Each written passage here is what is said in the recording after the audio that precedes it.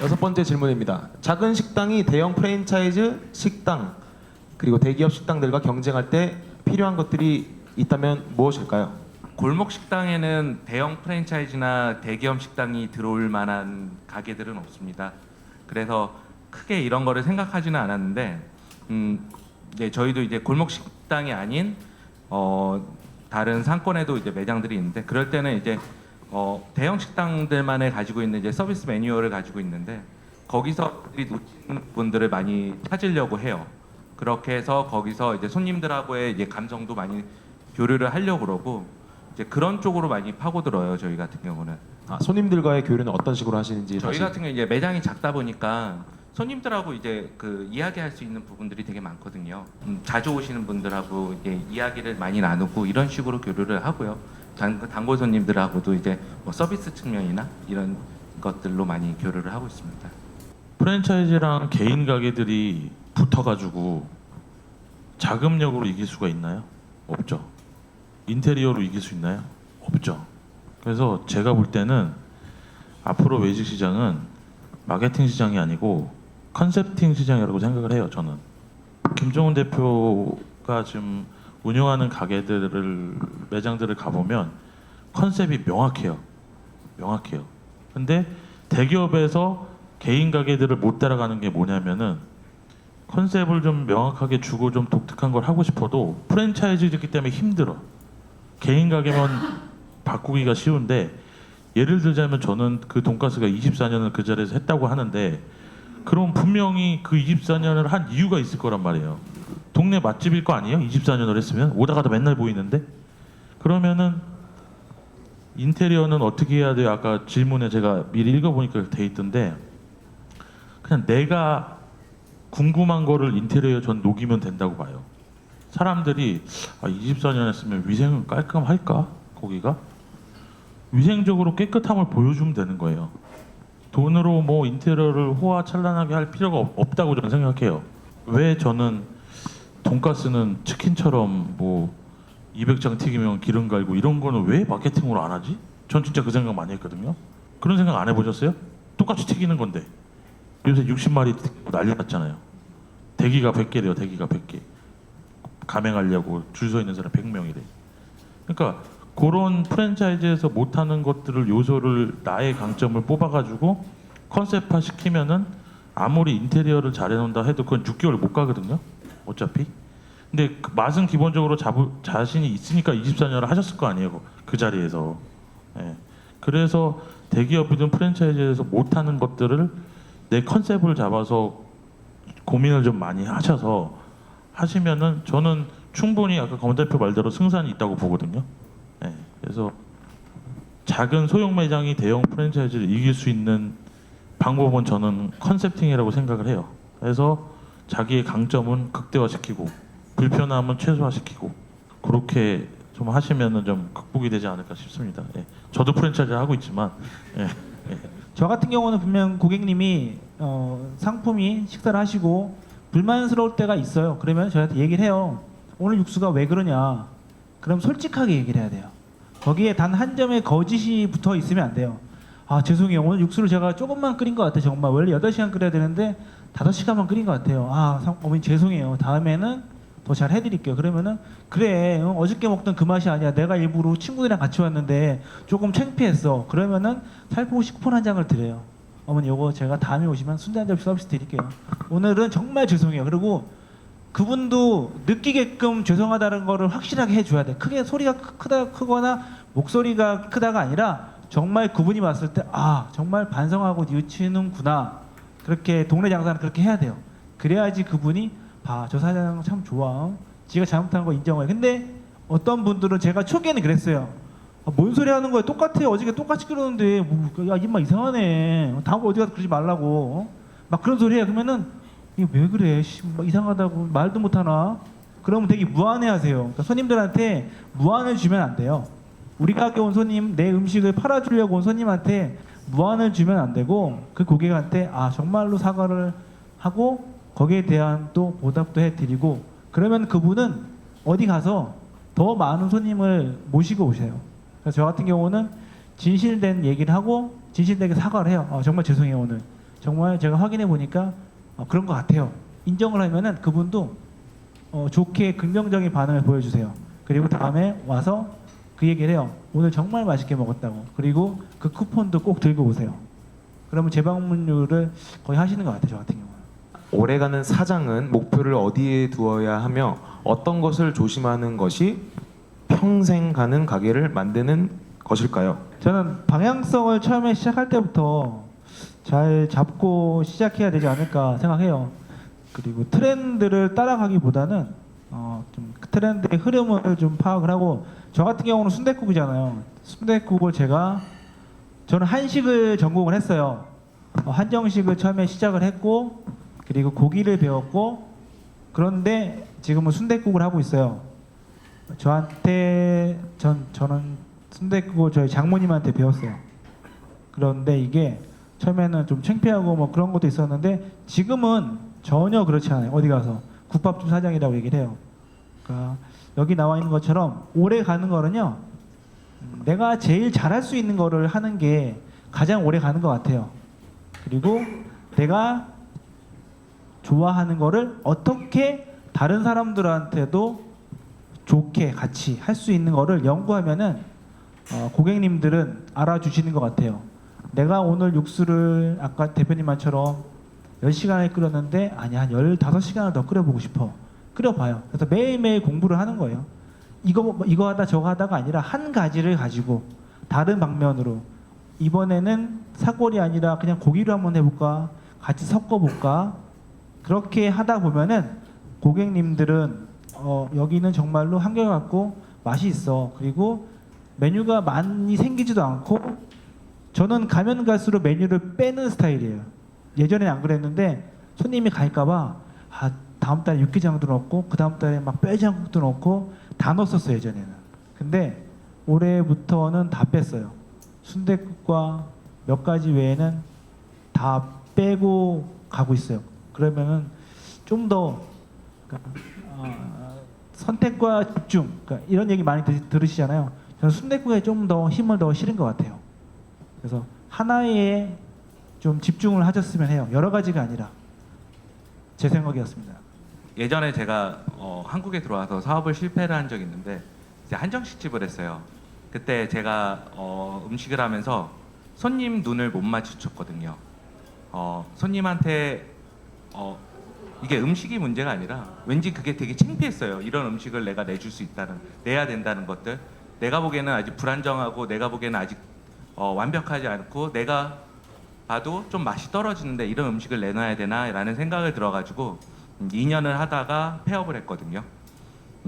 그래서 이제 저희는 그런 얘기를 되게 많이 해요. 직원분들한테 손님 눈을 쳐다볼 수 있게 만들라고 음식을. 그래야지 내가 자신감을 갖고 그래야지 오래 끌고 갈 수 있을 것 같다. 이런 이야기를 하거든요. 그래서 저는 그런 생각을 많이 가져요. 손님에 대해서 좀 당당할 수 있게 이런 생각을 갖고 식당을 하면 오래 가지 않을까 그런 생각 같습니다. 8번째 질문입니다. 네, 프랜차이즈 가맹점을 확장하시면서 가장 해결하기 어려웠던 문제는 무엇인가요? 제가 그 프랜차이즈 가맹 확장을 하면서 제일 어려웠던 거는 비용이에요. 비용.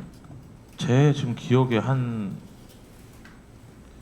손익분기가 나온 게 한 20개 정도 넘어가니까 나왔던 것 같아요. 네.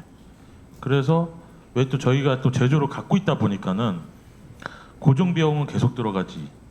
그래서 계속 재투자를 뭐 지금까지도 계속 하고 있으니까요. 지금까지도 하고 있으니까요. 차라리 그런 생각도 해요. 돈을 벌 거면 차라리 직영을 걸 차라리 그랬으면 돈이라도 많이 벌었을 텐데. 근데 이제 저도 대로 사명을 갖고 하고 있는 거고 그렇기 때문에 뭐 지금 열심히 하고 있지만 제일 힘든 거는 내가 기본급 조금 가져가면서 언제가 끝이 날지 모르는 재투자를 계속해야 된다는 거. 그게 너무 많이 힘들었어요. 너무 많이. 그래서 제가 2002년에 개인 사업자로 해서 2005년에 법인 전환을 했는데 글쎄요. 한 6, 7년은 정말 힘들었던 것 같아요.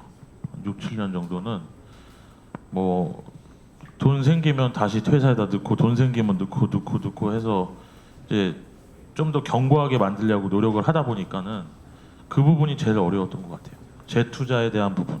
예. 그리고 직원들 월급을 줘야 되잖아요. 그런 좀 압박감이라고 그래야 되나?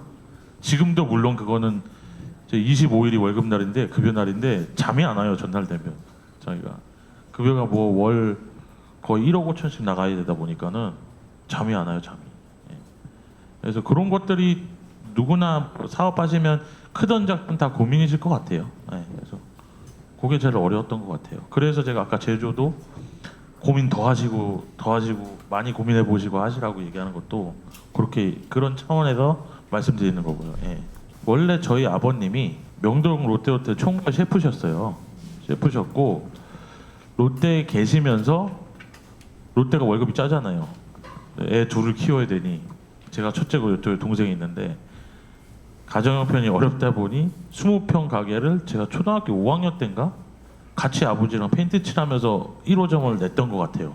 예, 제 지금 기억에 그렇게 해서 저도 중고등학교 이제 대학은 제가 학번은 외국에서 나왔는데 외국에서 이렇게 공부를 하다 보니까 공부를 하다가 제가 또 미국에서 뭐 좀 학생 신분에서 뭐 할 일이 있어 갔더니 PF 창이라고 아시죠? 지금은 한국 들어왔잖아요. 제가 그걸 딱 보면서 그 생각을 했어요. 아 이게 우리 아버지가 그래도 참 이 열정을 가지고 만드신 이 메뉴인데 저는 호텔 경영을 전공했거든요. 그래서 이거를 내가 한번 우리나라 전 국민한테 한번 먹여봤으면 좋겠다는 생각이 들더라고요. PF 창이 그거죠? PF라는 친구랑 창이라는 친구랑 둘이 동업해서 만든 중국집이 PF 창이잖아요. 이제 우리나라에 정착이 되면 해외에도 저희가 이 자랑스러운 한국 음식으로 좀 진출하는 좀 꿈도 있었고 그때는 제가 20대여서 그런 패기를 가지고 시작을 하게 된 거죠. 예. 근데 말씀하셨다시피 단점도 분명히 있지만 그래도 저는 이 사업에 아직도 이 프랜차이즈 업에 대해서 매력을 느끼고 있고 전 종합유실이라고 표현을 하거든요. 프랜차이즈 사업이. 왜냐하면 경영도 알아야 되고 회계도 알아야 되고 디자인도 알아야 되고 다 알아야 돼요. 프랜차이즈 업을 하려면. 그래서 참 매력 있는 사업이라고 저는 생각을 해요. 그리고 저 나름대로는 기업 가정제를 가지고 프랜차이즈를 한 거거든요. 그렇기 때문에 제 업은 앞으로도 프랜차이즈인일 거고 산업인일 거고 해서 프랜차이즈를 계속 저도 신규 브랜드를 만들어서 할 거예요. 할 거고 말씀하셨다시피 거기에 더불어서 직영화 사업도 또 하려는 이유는 현금 캐파시티 돌아야 되기 때문에 유동성 때문에 저희도 지금 직영점을 하고 있지만은 거의 매장 대여섯 개 합친 거에 매출이 나오다 보니까 그래서 제가 지금 한 3-4개 정도를 좀 대형 규모로 직영화 사업부를 따로 만들어서 운영을 지금 하려고 자금 회전 때문에. 저 그러면 그 수익 모델은 로얄티가 있을 거고 인테리어 뭐 공사비가 있을 것이고 뭐 재료 공급에서 등등이 있을 텐데 가장 큰 수익 모델은 뭐길래 그렇게 어려움에도 불구하고 그 가맹점을 그렇게 저희 수익 모델은 물류고요. 저희가 장점이 매뉴얼을 저는 직원들한테 가급적 다 없애버리는 걸로 고도화를 시키자고 하거든요. 그러니까 하다못해 저희는 일부 메뉴에 들어간 뭐 야채가 들어가잖아요. 뭐 감자가 들어가고 당근이 들어가고 뭐가 들어가면 그것까지 삶아서 보내요. 진공 포장해서. 아예 그냥 점주분들이 빼먹을 수도 있고 까먹고 안 넣을 수도 있잖아요. 그것 자체도 싫어서 삶아서 아예 다 보내요. 그래서 거의 저희가 중앙공급률이 91% 정도 나오거든요. 그러니까 점주사입이 8%예요 저희가. 그러니까 신선 야채 있죠. 야채는 저희가 공급할 이유 없잖아요. 시장이 제일 싸니까. 배추 이런 거 있잖아요. 그런 거랑 조미료 정도만 점주님이 사고 나머지는 저희가 다 공급을 해요. 네. 그렇기 때문에 로얄티도 안 받을 수 있는 거고 거기에 대한 저희는 당연히 제조를 갖고 있기 때문에 가공비는 당연히 붙일 거 아닙니까? 거기에 대한 수익으로 회사가 운영되고 있어요. 저희. 그래서 물류 베이스라고 보시면 돼요. 네. 9번째 질문입니다. 새로운 가게를 차리신다면 어떤 상권에 어떤 아이템으로 어떤 타깃을 보고 창업하실 생각이신가요? 저는 이제 저희 와이프가 가게를 이제 그만하라 그러거든요. 그만하라 그러는데 또 준비하고 있습니다. 저희는 지금 주거단지 쪽을 보고 있고요. 그 다음에 가족 외식 쪽을 보고 있습니다. 생선구이집 보고 있습니다. 그 방건조 생선구이 하려고 준비 중이고요. 올해 말 내년 초 오픈 예정으로 지금 준비 중에 있습니다. 저희가 보기에는 이제 회식 문화가 많이 없어지고 그 다음에 윤창호법 때문에 이제 주류를 그렇게 많이 드시지 않거든요, 술을. 그러면서 저희 주거단지 쪽, 그러니까 신도시 쪽 이쪽 매출을 많이 보면 저희 브랜드들 매출이 많이 올랐어요. 그런 걸 보면서 가족 외식 쪽을 많이 보고 있고요. 그래서 이제 방건조 생선구이 이걸로 지금 준비 중에 있습니다, 저희도. 네. 저는 아직 가게 차릴 생각은 없고요. 한다 그러면 저는 솔직히 고깃집을 되게 좋아해요. 고깃집이 왜 고깃집을 좋아하냐면은 돈이 제일 많이 돼요. 솔직한 말로 좀 힘들어요. 힘든데 고깃집의 돈이 제일 잘 돼요. 여름철만 잘 버티시면은 사계절 평탄하게 무난하게 가실 수 있고요. 국내산 위주로 할 건지 아니면 수입육 위주로 할 건지를 선택을 잘 하시면 될 것 같아요. 요즘 추세가 고깃집에 상추를 안 주는 고깃집이 되게 많으세요. 특히 양대장도 안 줘요. 여기도 겉절이 줘요. 그리고 여기 저 부안집이라고 영등포 가면 있는데 거기도 상추 안 줘요. 겉절이 줘요. 겉절이. 나름대로의 방법은 되게 많아요. 차리실 때 메인에 집중하시고 그리고 밑찬도 워낙 잘 나온 회사들이 많아요. 그런 업체 거를 활용을 하시고 이제 컨셉을 잘 잡으시면은 저는 솔직히 고깃집이 제일 편하더라고요. 국밥집 힘들어요.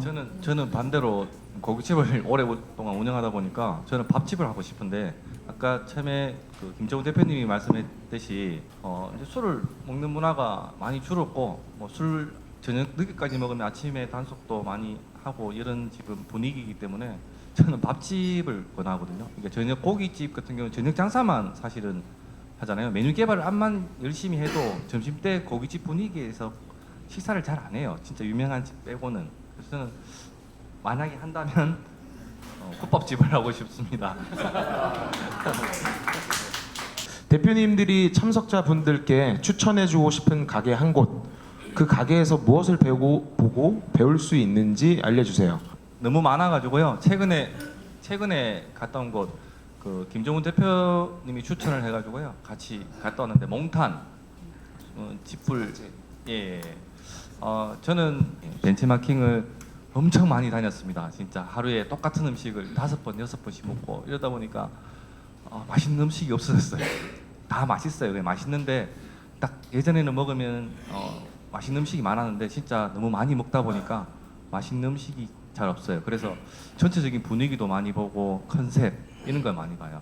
몽탄 안 가보신 분들은 가셔가지고 외관부터 그리고 퍼포먼스도 있고 배울 게 너무 많은 것 같아요. 음식도 요즘에는 이제 음식을 먹기 전에 맛있어야 된다. 뭐 이런 내용인데 전체적으로 둘러만 봐도 맛있어 보이고 비주얼도 장난 아니고요. 예.